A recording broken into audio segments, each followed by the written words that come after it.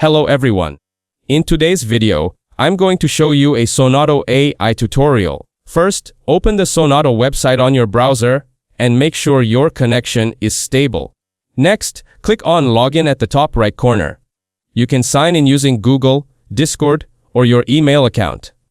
After logging in, choose your account and click Continue to access the music creation tools. Here, type in a description of the song you want. For example, you could write a rock song about turtles flying. The AI will use your words to create a unique track.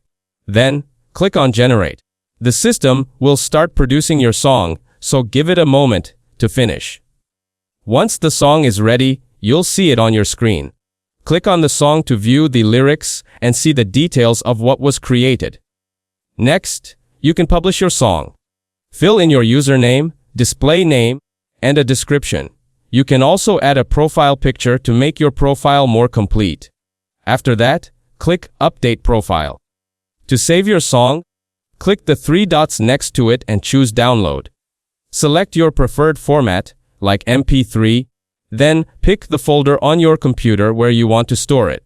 After saving, your AI-generated music is ready to play, share, or use in your projects. That's it. Thanks for watching. Don't forget to like and subscribe for more videos.